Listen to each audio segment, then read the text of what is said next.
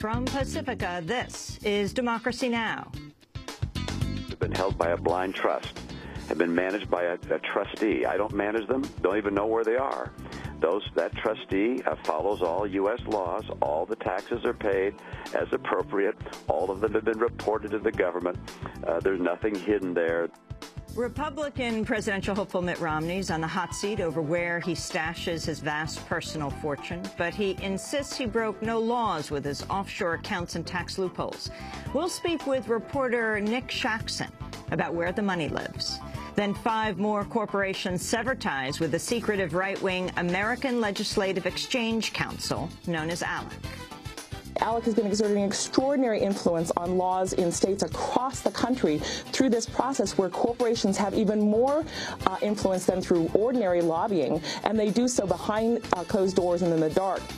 25 corporations have now stopped supporting ALEC membership. We'll speak with the Center for Media and Democracy's Lisa Graves. Then a new Israeli government report says West Bank settlements are legal. Authoritative document which not only spells out again the right of the Jews to settle all over Judea and Samaria, as was originally decided upon by the League of Nations. We'll host a debate. All that and more coming up. Welcome to Democracy Now!, democracynow.org, The War and Peace Report. I'm Amy Goodman. Protests have erupted in Spain over a massive new package of spending cuts and tax hikes to obtain a rescue of the country's banks. In an address to Parliament earlier today, Spanish Prime Minister Mariano Rajoy unveiled an austerity package of nearly $80 billion involving a new sales tax and cuts to public spending. Rajoy said the measures were demanded by the European Union as a condition for an emergency bailout of Spain's banks agreed to on Tuesday. Egypt's top court has blocked Egyptian President Mohamed Morsi's order for the country's parliament to reconvene. On Tuesday, the Supreme Constitutional Court affirmed a previous decision to declare the parliament unconstitutional, a ruling that prompted Egypt's military rulers to dissolve the parliament last month. The ruling came hours after Egypt's parliament defiantly convened a brief session and approved a measure to seek legal advice on how to respond.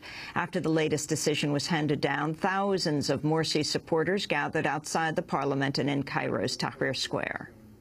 The constitution is made for Egyptian people. If there is no Egyptian people, it would be no court. So I think the court should respect the opinion of Egyptian people, because these people, they come in the parliament, come from us. We voted for them. UN peace envoy Kofi Annan continued an effort to mediate an end to the violence in Syria with visits on Tuesday to Iran and Iraq. Speaking in Tehran, Annan rejected the U.S. position that Iran should be kept out of the talks.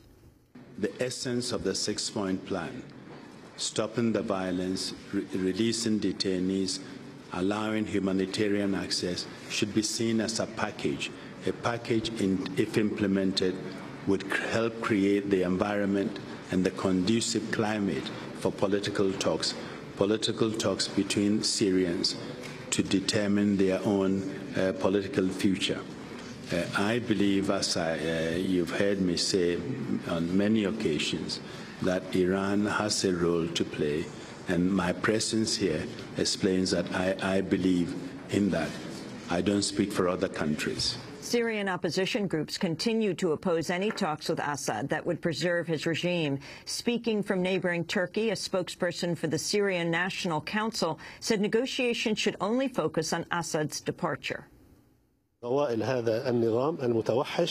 This brutal regime which kills day and night, this regime is over, and the Assad family will be erased from Syria's history.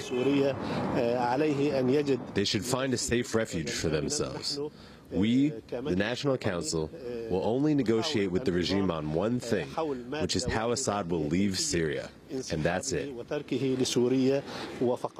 President Obama has hit the campaign trail in Iowa one day after calling for extending the Bush-era tax cuts to Americans making less than $250,000 a year. Drawing a contrast with Republican rival Mitt Romney, Obama said those making above that amount should return to the tax levels they paid before Bush took office. I believe that we should make sure the taxes on the 98% of Americans don't go up. And then we should let the tax cuts expire for folks like me, for the top 2% of Americans.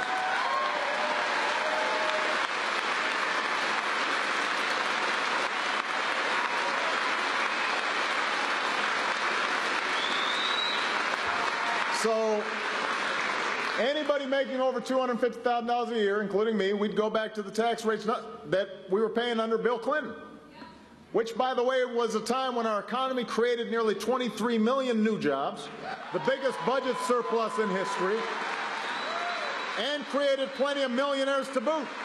In his remarks, President Obama also continued with the campaign theme of linking Romney to the outsourcing of U.S. jobs following reports about the practices of Romney's former company, Bain Capital. Governor Romney has experience owning companies that were called pioneers in the business of outsourcing.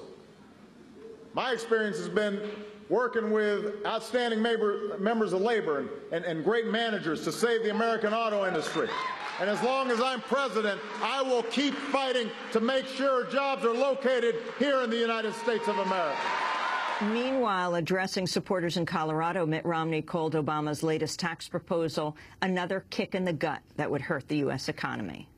Your taxes are going to be the same. And then for others, for job creators and small businesses, he announced a massive tax increase. So at the very time the American people are seeing fewer jobs created than we need, the president announces he's going to make it harder for jobs to be created. I just don't think this president understands how our economy works. New research has further reinforced the connection between recent extreme weather and climate change. Scientists found global warming made a heat wave in Texas last year 20 times more likely than it would have been in the 1960s, while warmer temperatures in Britain last November were made 62 times more likely. In particular, researchers said global warming is likely worsening heat waves and also noted an intensified water cycle connected to both increased droughts and drenching rain. The new research affirms what scientists have long predicted about the rise in extreme weather under climate change. This year, the U.S. has seen record rains, historic droughts, devastating wildfires, and blistering heat that's killed dozens of people. For Democracy Now!'s full coverage of global warming and extreme weather, you can go to our website at democracynow.org. A government probe has found negligence by the Canadian company Enbridge led to the 2010 oil spill in the Kalamazoo River, the most expensive onshore spill in U.S. history. More than 840,000 gallons of oil spilled into Michigan waterways after the rupture of an underground oil pipeline carrying Canadian oil into the United States. On Tuesday, the National Transportation Safety Board released a probe confirming Enbridge was aware as early as 2005 that its pipeline was cracked and corroded but failed to take action. NTSB Chairman Deborah Hersman and board member Robert Sumwalt said Enbridge had ignored a number of red flags. For more than 17 hours and over 3 shifts, the people controlling the pipeline did not respond to the alarms, the pressure differentials, or even follow their own safety procedures that were established following another catastrophic release in 1991. It's evident that this accident did not just occur because of corrosion in a pipeline. What this investigation has shown is that this accident was the result of corrosion throughout many vital safety aspects of the Enbridge organization. Enbridge's safety mechanisms were so flawed that the company did not know its pipeline was gushing oil into the Kalamazoo River for 17 hours, during which it twice pumped more oil into the ruptured line. 10 environmental groups have filed suit to challenge the oil giant Shell's safety plans for oil drilling in the Alaskan Arctic. In a statement, the groups say government regulators, quote, rubber stamp plans they rely on unbelievable assumptions, include equipment that has never been tested in Arctic conditions, and ignore the very real possibility that an oil spill could continue through the winter. Shell's set to begin exploratory drilling in the Beaufort and Chukchi Seas later this summer. A Palestinian soccer player who staged a hunger strike over the course of 4 months has been released after 3 years in an Israeli prison without charge or trial. Mahmoud al-Sarsak was greeted by thousands of supporters Tuesday as he returned home to the Gaza Strip. Last month, he agreed to end his hunger strike in return for hospital care and an early release. Sarsak was one of more than 1,600 Palestinian prisoners to take part in a coordinated hunger strike to protest Israel's policy of administrative detention. We'll have a debate on Israel and the occupied territories later in the broadcast. Bolivian President Evo Morales has revoked the mining license of the Canadian mining company South American Silver following a series of protests by indigenous groups. Thousands of people marched on Bolivia's capital last month, and a group of protesters later took workers hostage to demand that South American Silver give up control of the Malcucota mine. On Tuesday, President Morales said he'd listen to protesters' demands.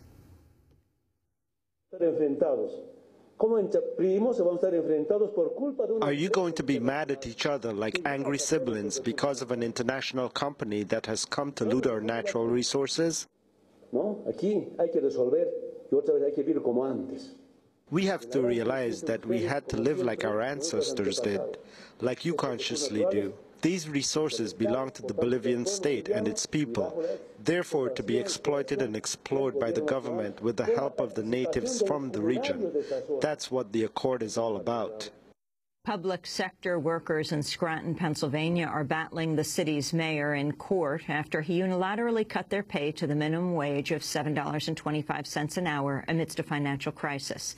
Scranton Mayor Christopher Daugherty cut his own pay and that of the workers after the city reportedly had only $5,000 in the bank last week.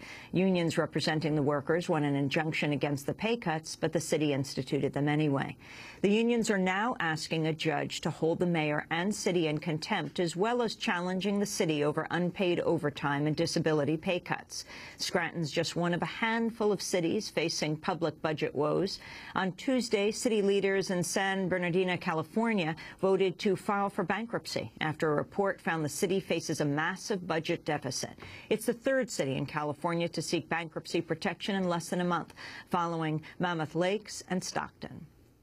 And the Episcopal Church has become the largest U.S. denomination to approve same-sex unions.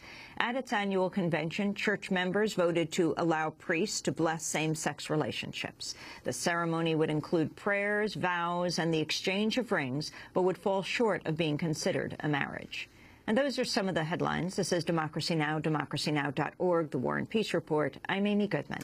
And I'm Nermeen Sheikh. Welcome to our listeners and viewers around the country and around the world. We begin today's show with a look at the fortune of Mitt Romney, one of the